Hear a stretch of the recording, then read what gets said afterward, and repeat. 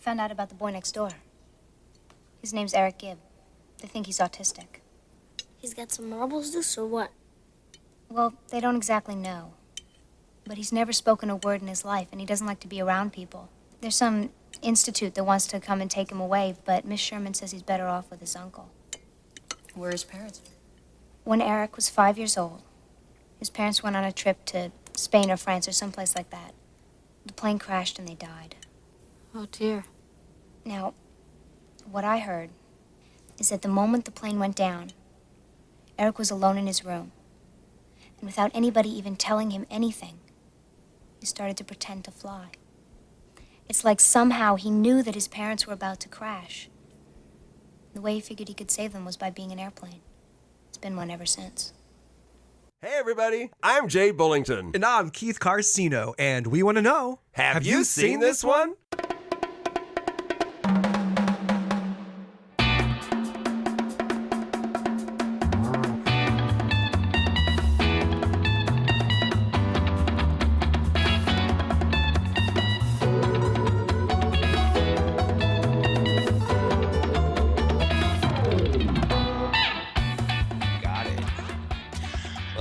Man, I've been so lucky. We've had running water, we've had power. The dogs and I have been very lucky with all this winter weather hitting our area that we're not used to really. Severe stuff going on. Yeah, it's been crazy. So we've been lucky. Lucky to be here for episode number 194. That's what I'm talking about. I feel lucky because we get to do this again. Jay, I'm so happy to be here. Keith, man. How you been? I'm so happy, and my heart is fluttering right now because I have a surprise for you. We're doing the movie called The Boy Who Could Fly from 1986. I believe that movie was recommended to you by a certain person named my God. Mandey Shiver, who is connecting with us now, is taking a moment. I was hoping she would at least see or that. Is she on there? There she is. Hi, Mandey.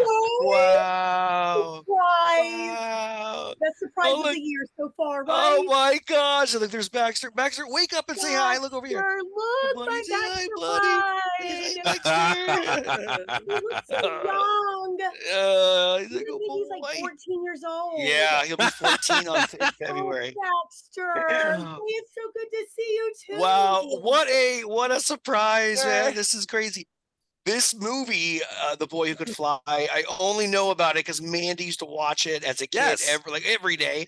And she would make me watch it. I didn't even really like the movie when I was a kid, to be honest with you. But Mandy watched it so much, so I knew it like the back of my hand. You know, I watched it last night and I was like, I couldn't believe I liked it as a kid, actually, because I got a totally on it last night than I did as a kid. I totally that happens a lot. That happens. We were Keith and I were just talking about that, how we recommend movies that we liked when we were kids, and then we watch them again, and we're like, oh God, why did I make him watch this? Oh my gosh, like, is Keith going to think differently about it? What is Jay going to think about it? Because it was just. Well, we're going to find out. Well, yeah, we're about to find out. Right. Yeah, let's find out together. That's awesome. What a surprise. I am beyond myself right now. That's awesome. A piece of home right now. Right. It is. Well, it's can you see my Texas flag in the back? I know. I see that. Yes. Our listeners can't see it, but we see it. And Ernie, it's so good to see you. I'm so glad you could make it. I was so excited about doing this. I was just so excited about this. I'm so glad you invited me. And it's so hard to keep my mouth shut. We know you're not as the best at keeping secrets. So what a surprise. Unbelievable. Awesome. Well, before we get into this movie that you both have such a history with, let's talk about what's new. Man, we didn't get to talk much beforehand. Mindy, do you have anything new that you'd like to share with anybody, with us? Like what's been entertaining you lately? Anything new? I've been really busy with school. I don't watch as much TV, unfortunately, this year. I've been really into those documentary. Have y'all been keeping up with like Gypsy Rose case? Y'all know how I am about like my crime. Like, just you know what happened to her is just absolutely terrible. But what happened to Gypsy Rose? Oh my God! Okay, tell him, Mandy. So have you heard like the what's it called? Munchausen by proxy? Yeah. Oh yeah. Munchausen I know. It's where. Yeah. I know about it. what was her then boyfriend he had a form of autism, I believe, and they had met online, and like she planned this plan to like kill him, like have the boyfriend kill the mom. Was it like or like her own selfish reasons, like to no, get attention or? Okay, ahead, Keith, you need to understand the mother had been fooling her daughter into believing that she was ill. She was the victim. So she could get all the attention. They got a free house because she made it look like her daughter was incapacitated, and it was. I mean, it was. And there was all a this great sympathy they love. Yes. There was a great miniseries on with Patricia Arquette played the mother. I can't remember the name. Yes, it was on Hulu, I think. I think it was on Hulu. I can't think of the name of it right now. Darn it! But I talked about it on this show before. It's so good. That show is so good. And now there's a documentary, like you say, there's a documentary series about because Gypsy Rose is out of prison now. Yes, she got out of prison within the past month. Yeah, I mean, she was just happened. Yes. She was incarcerated because she killed her boyfriend. No, she got her boyfriend to kill her mother. What? Yeah, bizarre. Listen. Okay, I can see. It gets crazier. No, tell me it gets crazier. I'm never gonna say that murder is okay, but this woman was awful. Okay, she was awful. Oh, okay. Yeah. If anyone deserves it, this is the one. Like from a very early. I mean, from her birth, it was like something was wrong, and she looked like something was wrong with her. Yes. Well, she made her look like something. She had her teeth removed. Yes. Her teeth fell out. No, you had them taken out. It's just she was horrible. My She was insane. She had this sickness. She had a sickness, you know. Yeah, definitely. She didn't have any fine motor skills because she was in a wheelchair her whole life and didn't even need a wheelchair. Didn't even need it. Oh my gosh. No, didn't even need it. That's insane. So I've been trying to keep up with that story a lot, just because it's so intriguing to me. I agree. I agree. It's fascinating, and it's hard to blame her. Mommy, Dead, and Dearest on that. No. Mommy, Dead, and Dearest. Oh, you need to watch that one. I watched. Where's that? Where is that? Oh gosh, I'll have to get back to. Is it on Netflix? Possibly. Mommy, Dearest. Mommy, Dead, and Dearest. I remember that. Mommy, Dead, and Dearest. Dead and Dearest. It interviews her biological dad, who was, I think, once married to the mom for a brief time. Wow. But it interviews her and Gypsy Rose's grandparents. Even the mom and her are in that documentary as well. It's fabulous.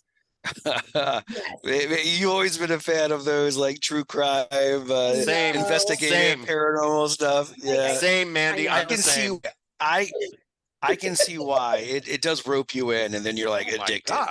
You cannot stop watching it. I get it. It's the humanity is insane. I just people nowadays, the things they think they can get away, and they always think they're smarter than everybody else. That's what cracks me up. Yeah. They're always, I'm so much smarter than everybody else. No one's going to catch me. And the next thing you know, you're in prison, and there's a documentary about you on Netflix.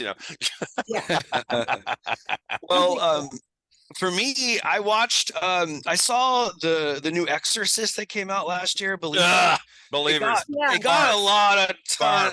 Everyone responds the same way. I didn't think it was nearly. It was not that bad, Jay. Oh, are you just comparing it to the original? It wasn't that bad. Yeah, that's some good parts. That's why you feel that way. And I think that's why a lot of people feel that way. Oh no, a lot of people that I know did not like that movie. It was okay. It was okay. It wasn't great. I wouldn't even say okay. I was very disappointed in that movie. Have you seen it, disappointed? Exorcist? Yes, I have, and I have to agree. I didn't. Jason liked it. Did he? Yeah. See, I think I say I liked it more than disliked it, but it wasn't I'll probably never go back and watch it again. I will never watch that one again. Wasn't that? I'm not that. I don't know. It didn't affect me in that way as much. I was watching. I was like, this is pretty interesting. I mean, I like how they brought what's her name back in it. So I was very hopeful. Louise Fletcher, not Louise Fletcher. Ellen Burstyn. Ellen Burstyn. Sorry. Yeah. She's going to be in it. It has to be good. And I was disappointed with her. And they wasted her. Ellen Burstyn, the one from the woman from the original Exorcist movie. The mom or Reagan? No. The mom. She was the mom. The mom. Okay. Reagan's mom. She's the And she's the one who lost her sight, and then at the very last second, I'm going to the last 5 seconds you see I don't give a F Reagan. if anybody watches this or not. Reagan shows up to see her mom. Oh, like that was the only good moment in the whole damn movie, you know. And then they roll the credits with the original theme, the music background. I'm like, oh, you just ripped. Oh, too late. Lazy, too late. Lazy, yeah, you lazy Fs. Yeah, Okay. I would not recommend it, but I am not that vehemently dissatisfied with it as most are, like yourselves. Okay. As I am, yes. as you are. No, a lot of people feel like you do, though, Jay. They're like detested from it. Oh, like, never I was again. very Horrible. disappointed. Why? I was so disappointed in it. I waited so long for it. And when I went to see it, it was like, There was this other one that I saw, though. The last one I want to talk about was I just finished it a little while ago. It was, I've been really enjoying international horror films because there's so many that it just surprised me Evil Lurks. how good they are. When Evil Lurks, Mandy, if you haven't seen that one, you need to watch. Oh my gosh. Just watch it. Just watch it. So good. One zombie movie that you had me watch that was an international. I was like, I don't know. Train to Busan. Train to Busan. Good. I loved it. I think that's my favorite movie of all time. So it might be number one. It's definitely my favorite zombie movie. How many zombie movies make you cry? That movie makes me cry every time I watch it. Laugh, cry, you're fearful. It invokes every single feeling of the human condition. That little girl just breaks my heart every time. Oh, she's so good. Oh my God. Yeah, and Train to Busan was, I think, South Korean movie, which was like, in my opinion, it put South Korea on the map as like, there are a lot of really good directors there. There are a lot of really good Korean horror movies. There's a lot of them. Yeah, they really. Well, this one, the one that I just watched was from Spain, so there are subtitles. But living in Peru now, I'm like, I was actually pretty satisfied. I was able to understand the Spanish parts pretty well. Good for you. So I was like, hey, it's coming along. But the movie's called The Elderly, and it's about these something supernatural happens to old people, 80 and older, and there's some kind of weird. This town in Spain's going through this heat wave. It's like 120 degrees almost, and people are sweating, but it's making the elderly people go a little psycho. So they start to like turn on others, and it's done in a really creepy way, which I really liked. Again, this is not one of the better international horror movies I've seen, though, and that's a high bar in my opinion. There's some movies that can compete with anything America can. It is a high bar. Really good. But this one I would recommend, give it a try. It wasn't I did enjoy it. There's some pretty creepy parts, but it wasn't nearly as good as When Evil Lurks, and that's like the fresh one on my head. Mandy, you gotta see When Evil Lurks. Mandy, I'm not kidding. That's one of the best horror movies I've seen in at least the last 5 years. Yeah, if not more. When Evil Lurks. When Evil Lurks. Okay. Yeah. It's oh my God, it's just from start to finish. It's on Shudder, I know for sure. I know it's on Shudder. Do you have Shudder? I don't have Shudder. Okay. It might be on Amazon Prime. I think you might be able to get it on Prime. Yeah, I think you might be able to get it on there. I really recommend that because I know you love horror movies, and I know, you would really like this one. Speaking of horror, one of my teacher besties, we'll have to bring her in towards the end because y'all have to meet her because she's absolutely wonderful. But she's been spending the weekend with me, and she's never seen. Have y'all been keeping up, or have y'all seen 1 and 2, The Terrifier? Oh yeah! Oh yeah! Oh yeah! Art the Clown, baby. Art the Clown. Yeah. Y'all have to watch The Terrifier because she loves scary movies. Oh, I was like, this is like a step above. Oh yeah, that's not an entry horror movie by any means. If you it's not the an gore. entry, like horror movie. No. This is not a starter movie for horror fans. Yeah. No way, man. No way. You got to be deep in the game to appreciate a movie like that. Oh yes, because the gore in those movies is just unbelievable. And Art the Clown is one of the best devices ever created for horror. Oh man, I love it. The faces he makes, he adds his evil humor to it, which I love. I know that actor is so creepy. I'm ready. Yeah, I'm ready, baby. Yeah, bring it. Let's see it. Keep it coming. How about you, Jay? What's been entertaining you lately? Well, I got a couple things I want to talk about. First, I'm listening to a book on Audible by Quentin Tarantino. It's called Cinema Speculation, and boy, is it good. I'm having so much fun. Oh yes, yes.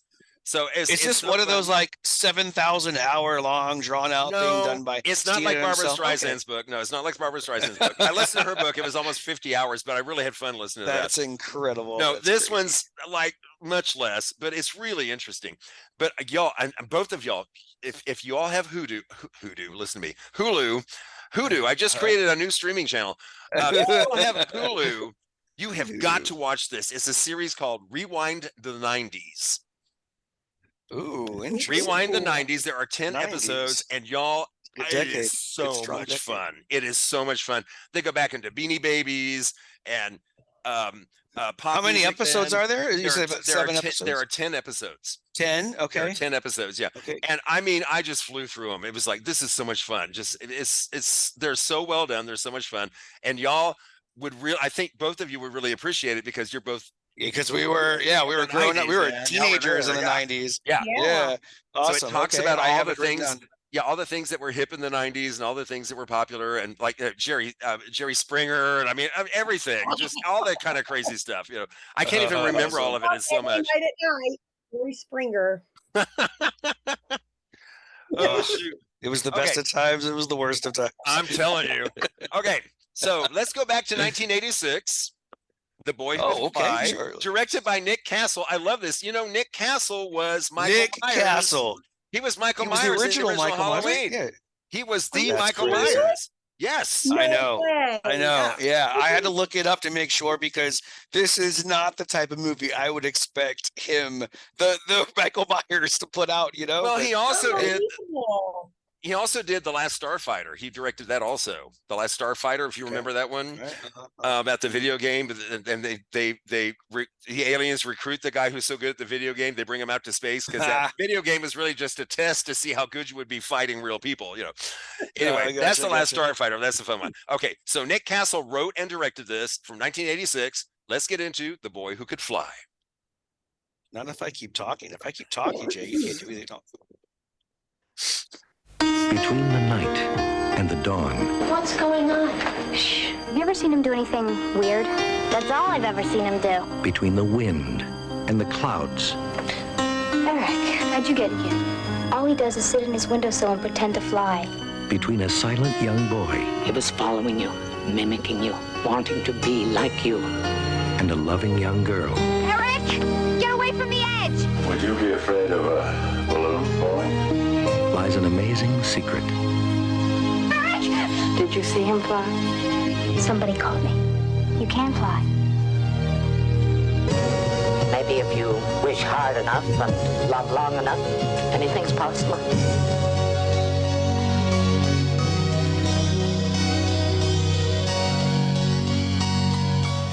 Okay, so the movie is, oh God, Keith. You can't silence me, Jay. You can't silence me. The movie is What's the movie, Jay? The Boy Who Could Fly from 1986, written and directed by Nick Castle. Listen to the people in this movie. Okay, the star of the movie, there's the two stars of the movie. They were young people. They're very young. Lucy Deakins, who I never really knew before this. She was in a movie. She was in The Great Outdoors with John Candy. Yes. Yeah, that's right. And then Jay Underwood. Jay Underwood plays the Boy Who Could Fly. He was in Uncle Buck with John Candy. Yeah. Okay. Also played Sonny Bono in The Beat Goes On, the story of Sonny and Cher. He played Sonny Bono in that movie as an adult. Really? Yeah. Oh. He has a familiar face. So the mom is Bonnie Bedelia. Of course, we know her from Die Hard. And of course, the other, Lucy Deakins' little brother is played by Fred Savage from the Wonder Years. Hey, legend. Well, the more legends coming. Colleen Dewhurst, the woman who plays the teacher, she has been in millions of movies and TV. Mandy, what were you going to say? No, I was like, what all has she been in? Oh, she God. was just like, I know that face. She's been in so many. She was in a classic movie called The Cowboys from way back in the 50s, but she's also done, she's done hundreds and hundreds of them. And then the boy's uncle is played by Fred Gwynn, who of course was Fred Munster in the Munsters. Pet Cemetery. Pet Cemetery. Yes. Yeah. Remember he was the old man, Pet Cemetery? Yes. Oh, yeah. The Munsters was like when you were a kid growing up. That's back in the 60s. Yes, right? it was the 60s. Yeah. I watched him on TV all the time. Then Mindy Kahn from the Facts of Life plays the friend. The Facts of Life. Trudy? Was her name Rudy? I think her name. Rudy. Yes. Rudy. And Rudy. Louise Fletcher from One Flew Over the Cuckoo's Nest is in this. She plays the doctor. There are so many famous people in this movie. Star-studded. It's crazy. destined for success. Well, there are some other famous people that are in the background that we'll talk about later that you didn't even know were there, I bet. Anyway, the summary of this story: an autistic boy who dreams of flying touches everyone he meets, including a new family who has moved in next door after their father dies. So the story starts out, 14-year-old Amelia, they call her Millie, that's Deacons, and her family, they move into this new suburban home shortly after the death of her father. And she immediately makes friends with her new neighbor, Geneva, that's Mindy Kahn. And Millie and her 8-year-old brother, Louis, that's Fred Savage. He's a military buff. He's all into the army and stuff. A military buff. Yeah, he is. Yeah, they have difficulty adjusting to their new schools, and their mother, that's Bonnie Bedelia, that she plays Charlene. She's having to learn how to use a computer at work. She's going back to work. It's like everything's on computer now, and I'm like, I can imagine in the '80s going back to work and just being like blown away by what's going on. I'd be blown away, bored out of my mind. Like, really? This is where, man, this computer can't do anything. Well, and they were the basic old computers with the no black internet screen with green type, and just Oh the old timey. Zeros and ones. So okay, and then almost right away we have the classic '80s bully plot line. I am so sick of bully movies. I'm so sick of. Oh, I'm sick of it. I'm throwing another one at you. It's I one know Mandy you are. that I know. I'll tell you later, Mandy. He's gonna love it. Oh, jeez. Don't let me forget. Anyway, so Lewis is plagued by the bullies down the street. Bullies. One of whom is the brother of Charlene's new friend. Mindy Kahn's little brother is like the leader of the bullies, right? Yes. Yeah. Okay. Get around the block. Yes, he can't even go around the block because the bullies won't let him. That's right. His big wheel. On his big wheel. His big wheel. Okay. Number one, he's too old to be riding a big wheel, but I'm not going to get into that. Hey, no. But see how he's using it. He's not like just running into things. He's using it as his transportation device. Yeah, he's getting around. Okay. Explore the world with it. Just get a bike. That block is his world. Just get a bike. Get a bike. Get a bike. During the first night in the house, Millie's in her bedroom. She's talking to her pet bird, and something flies past the window. But she goes to investigate, and she doesn't see anything. It's like, I don't know what that was. Okay, so Millie and Geneva observe Eric Gibb. That's Jay Underwood, a boy with autism. He's living next door with his alcoholic uncle Hugo. That's Fred Munster. Eric has never spoken a word in his life. He doesn't like to be around people, and he just exhibits this really bizarre behavior. Like it looks like. I was thinking he's trying to fly. I think it's like, is it autism? Do you think he's autistic? Well, that's what they say in the movie. It's not severe, but he's nonverbal, and he's kind of just. I think he's pretty severe. He's nonverbal. He won't. Yeah. No, I think he has a very severe case of autism. Yeah, he looks like he kind of just floats through life. All of us being either in or having, well, we're all in education right now, all three of us, and so we interact with students like this, and we recognize this. Where back in the '80s, it was not as accepted. It was like people made fun of it, people were afraid of it. Right. So things. I don't even think in the '80s it was even as common as it is now. And maybe it's no way. There wasn't as much awareness about it. That's it. That's it. Maybe it was. We know it was common. I don't know. We know it was common. Well, we all three know that it just we were not aware of it. Yeah. Because we know, just like dyslexia, it was always there. We just weren't aware of it. We didn't understand it. Anyway, Millie hears that Eric's parents died in a plane crash, and then later that night, Millie and her family watches Eric and three adults appear outside with Eric in a straitjacket being restrained. And that is a hard scene to watch. Well, isn't it? Yeah. I've really I guess it's hard for him to express himself. So he gets maybe combative. He doesn't when people speak. treat him in a way that that they don't understand. So that's unfortunate. It really is unfortunate. And it's very realistic. I feel like the first part of this movie is very realistic. I'm going to say that. I think the first part is realistic. it pretty sticks to the facts and truth through the whole thing. Wouldn't you Not say? the whole movie. No, not the whole movie. Not the whole movie. We'll get there. We'll get there. What? And you know what I The mean. boy can fly.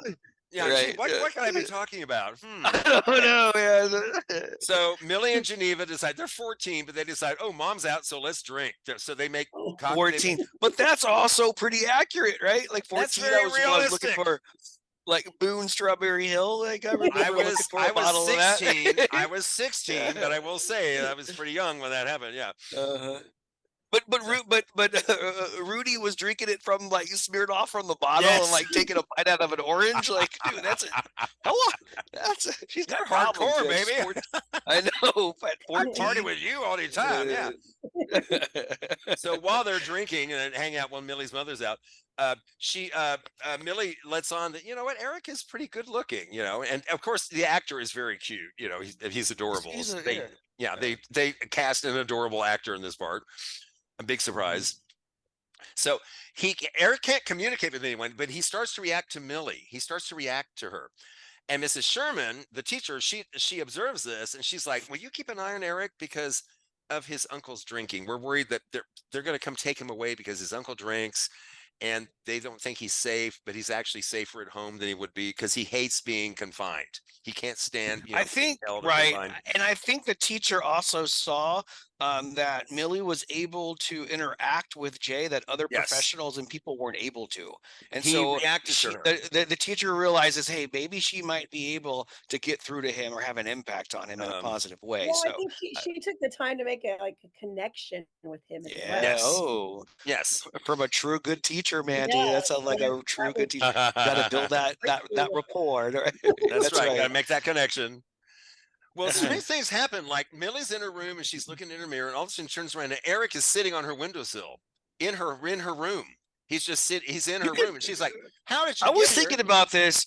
If you started, if Jay Underwood, if Eric started at one end of the house and ran across the top, he could jump and make it to Millie's house. I bet. You know, it's not that far. Yeah, but she turns around and turns back around, and he's back at his house, like in a flash.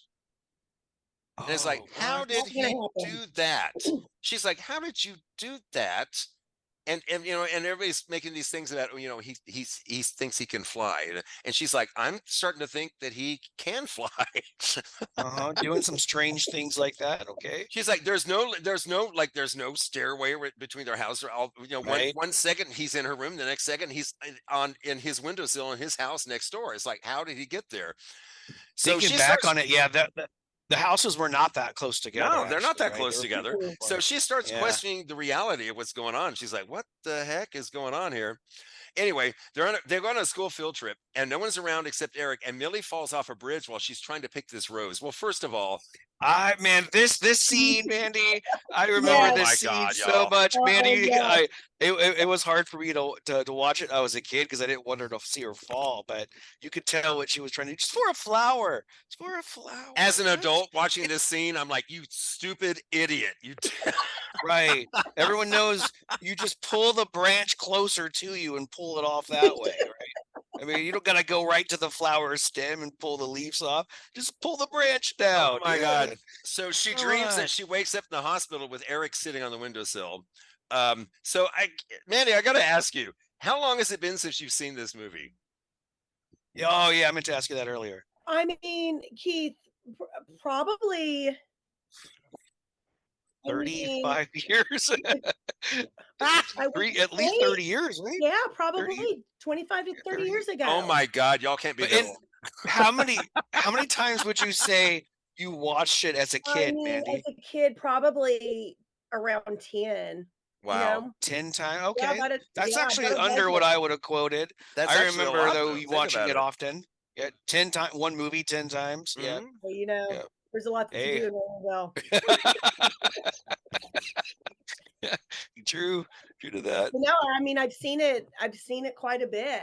But like I said, it was like watching. I mean, I remembered clips from it. Like I remembered her reaching for the Yep, rose. yep. Mhm. There's I a remember couple that other clips that I remember really well too as a kid that popular stuck high with me. school girl throwing the ball at her face. Yeah. Oh, Yeah, that's right. Yeah, we'll get to that. yeah, but Yeah, yeah. And this movie definitely, I remember certain parts like that, but it, I don't know. As an adult, I definitely took it in a whole lot different than I did as a I kid. would exactly.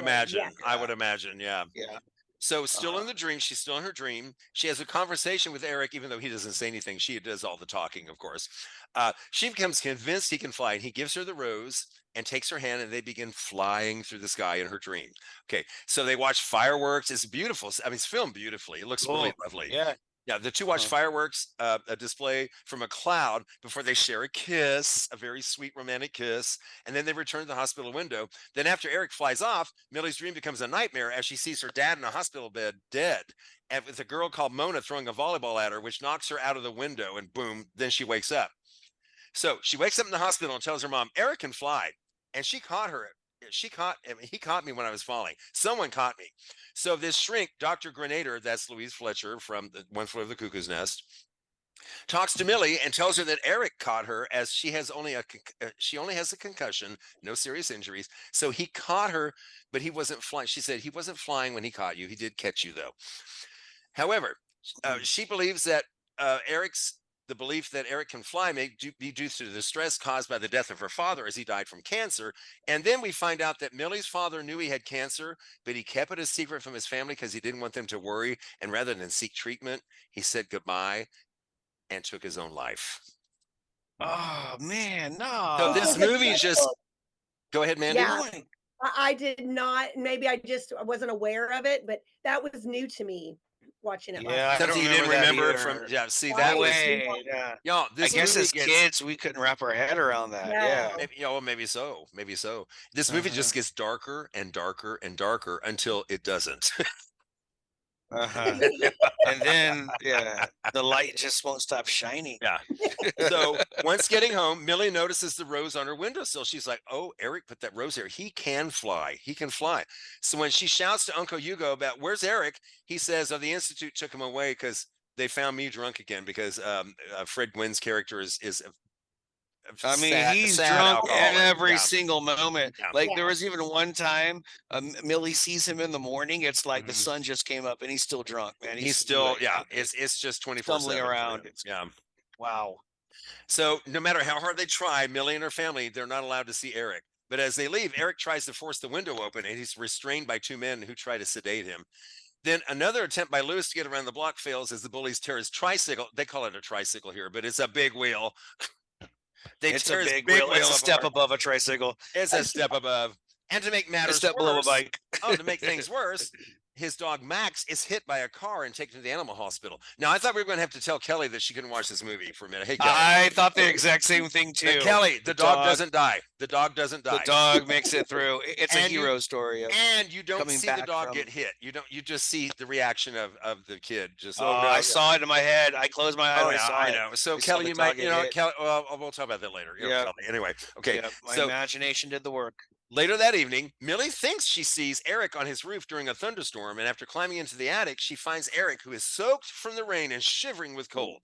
So she puts a blanket around him. He pulls out a box and takes out a ring, which he gives to her. And then they end up falling asleep in the attic together. So when the authorities arrive at Eric's house the next day, Millie sneaks Eric out, and the police chase them to the roof of the school during a carnival. And Eric turns to Millie and says her name, Mill E. The first words he's ever Impressive. spoken, as far as we know, in his Impressive. life. In his life. Wow. And Millie asks Can't Eric talk. if he can fly, and he so casually nods, like, "Yeah, I can fly." He's just so casual about it. Yeah, he's nice, smiles and nods. Well, like he had though to sacrifice his ability to talk so he could fly. Like he's got to use all of his energy to fly. So there's other things that normal people can do that he can't do, right? I think that's how God works. You're like, I'll give you some. Like I got to take away some important things, man, because you're gonna be the first boy who could fly. All right, but we're gonna take away your ability to think, have relationships, communicate. Yeah, we're done with all that, but you'll be able to fly anytime you want, man. Get out of any situation. Okay, so Hey, we're about to enter a brand new movie now. So we've been watching one movie. Now we're we're changing to a different movie now. Totally. Because when he nods and says, yeah, he takes her hand and the two of them just fall off the building. But before they hit the ground, they begin flying around the area, the carnival, and everybody's following them around. Oh my God, they can really fly. Big deal. Okay, this is what, okay, one of the things that kills me about this scene, when they do the close-ups on their faces when they're flying, her hair is not moving. She's flying, flying through the sky. Her hair is completely still. She's just like hanging there. She's just hanging there pretending to fly. She's not moving anywhere. It's so funny. This is so bad, but one thing I noticed too, I thought that looked really weird was when they stop on the roof of the house and everyone's there watching. If it wasn't 1986, everybody would have their cell phones out taking videos. Oh yeah, right. Oh, you know everybody be filming this stuff. It looked weird that everyone was just staring at it, taking it all in. Like, no, man, I had it on video mode. Like, yeah, the whole thing. That's funny that y'all are like the things y'all noticed were totally different than mine. Like I thought it was weird that every night they had spaghetti, but did you ever see the spaghetti sauce? No, it was always Alfredo sauce. It was always Alfredo sauce. I was like, I never noticed that. And green beans. When I started noticing, she's like, "Oh, spaghetti. That's only the 4th time this week." I'm like, "Well, honey, she's making dinner for you. Get over it." Yeah. Not bitching. That's one thing, but also not bitching. But Millie's got to diversify her culinary skills, though. Yeah, man, she got to learn how to make something more than just spaghetti. She's 14. She's 14, and she's have you seen You've seen Master Chef Junior, man. There's kids that are 7 years old that can pop out something better than a plate of spaghetti with the white sauce. Come on. No, Millie's doing well. She's trying her best. Oh yeah, she's doing her best. She's doing her best. And I gotta say, that actress, Deacon, she's really good in this. She really, I have to say, actually, all the actors do a really good job in this movie. I think her dad was a professor at NYU in real life, and her mom was a professor at Columbia, and she ended up graduating from Harvard and becoming an attorney. She now lives in Denver, Colorado. Good for her. Good for her. Oh, wow. Well, as they're flying along, of course, everybody's freaking out. Her mom and Louis, the brother, and Geneva and Uncle Hugo, they're all just like, oh my God, even Uncle Hugo didn't know he could do this. So Eric brings Millie to her own window. He tells her he loves her and kisses her before he says goodbye, and he flies away. And at first she's like, where did he go? Where did he go? He knew he couldn't stay, and she knew, and she quickly realized why he had to leave. Over the following days and weeks, spectators, policemen, scientists, reporters, everybody mobs the town looking for an explanation, and they take all of Eric's belongings away to be analyzed. And Millie says, he would have been taken by scientists if he'd been stayed there, and he would have been locked up somewhere so they could study him or something, instead of being free to do what he wants to do. So despite all the media attention and everything, his story becomes an inspiration to the people closest to him. Eric's uncle beats his drinking problem and gets the job. Max the dog gets better.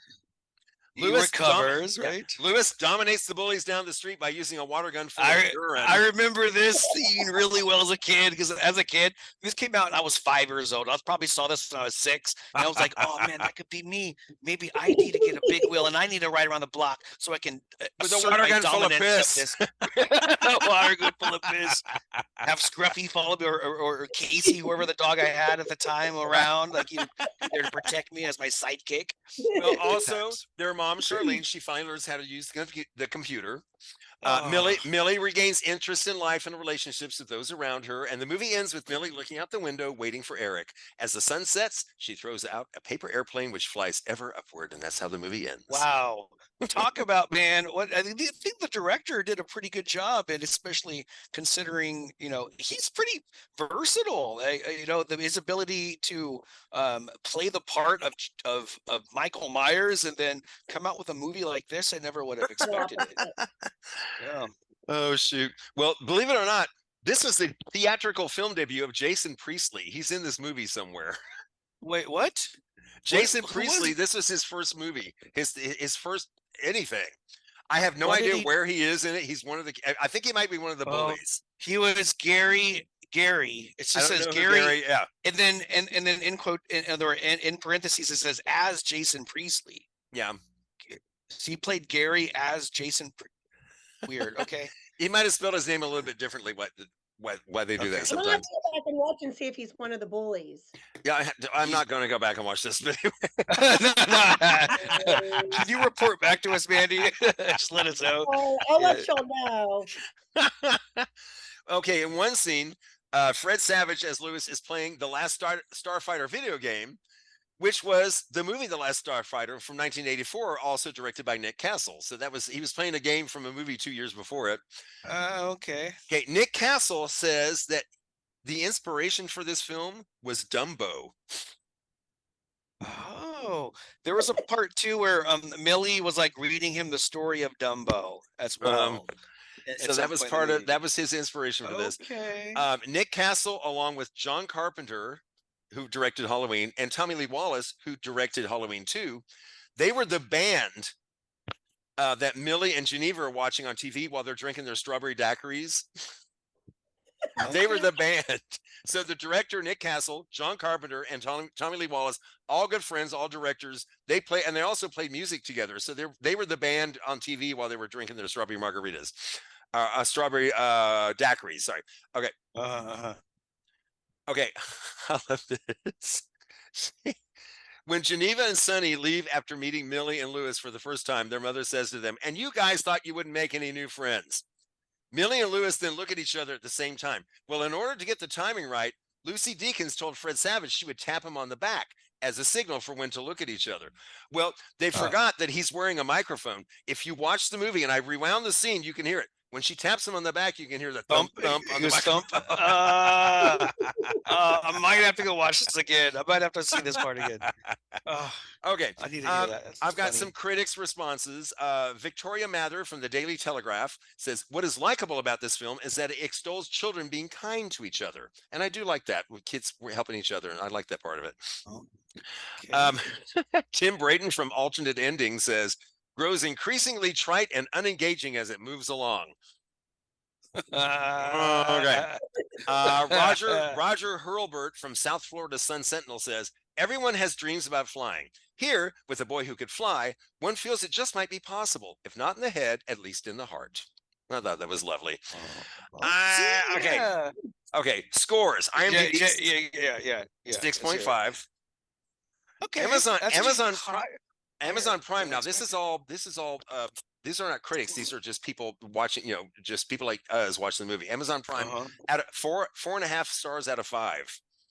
It got, it got good People reviews. are enjoying it. Rotten Tomatoes, tomato meter 64%. That's the critics. Audience score 69%. So the audience is a little more positive about this than the critics are. I thought it'd be 1 out of 2 or less. Okay, that's higher than I expected, to be honest with you. So, Keith, I mean, you did recommend this movie, but Mandy, would you, after watching this again all these years later, would you recommend to your friends to watch this? So I actually liked it more. I'm gonna try not to get emotional either, but I enjoyed it more watching it as an adult as I did as a kid, and I loved this movie. Really, not what I expected to hear. Grown, the past 5 years, I've had a autistic child in my room every year. Oh, and wow. they are my absolute love them. I do too. All of my I do too. But my autistic kids are my absolute I don't know. They just tug on my heart. I can't help it. A lot more by that than I don't know anything. I mean, the realistic of him flying, that's ridiculous. But the storyline behind it and the message behind it was just he taught us that we can do anything. Yes. And I love that he really reached out and tried to get to know him and she had a good heart with him. Because that's one thing, especially these past 2 years, like last year, and then I have one this year. The kids in my class are so amazing and helpful and include these children. Yes. Oh, that's great. Oh, that's awesome.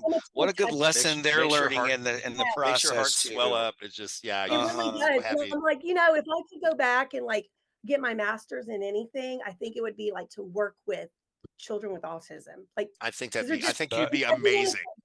Yeah, special education needs good, strong people who I think you'd be amazing, Mandy. Well, I know you would be amazing. I know you would. The fact that he had autism, I don't know. I enjoyed it more last night than I did as a kid. Wow. Okay.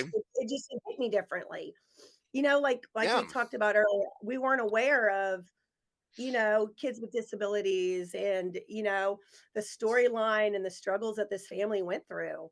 So it was just, I I'm mean, surprised. I thought you were going to say that you liked it more. I remember how much you liked it as a kid, but I think maybe it's the sense that you couldn't understand it right. fully the way that you can as an adult. Yeah. Oh, well, I was yeah. That's gonna kind of how I say, feel oh too. my gosh, as a Right. kid, this is a kid that can fly. I Like, mean, it's so awesome. I think, Yeah. right. I think if I had watched it as an adult for the first time, I'd be like, meh, probably would not recommend. But I think because, like, and Jay, I'm sure you feel that way. But for me, I think it's because we have that sentimental side of it, that history with it. It makes me appreciate the movie a lot more than probably what it deserves. Well, Because it's not a great movie, right, Jay? How do you feel? I got to tell y'all, there were moments good, that though. brought me to almost tears in this movie because there was some. Mhm. Oh, first of all, the acting is great in this movie. Yeah. All Right. the actors are really good. They're really good. They're believable. They're honest. I believe them. You know. But there are certain moments where I'm just like, oh God, you're just taking me out of the movie now. And then, of course, when he starts to fly, I'm like, okay, this is not the Wow, same movie anymore.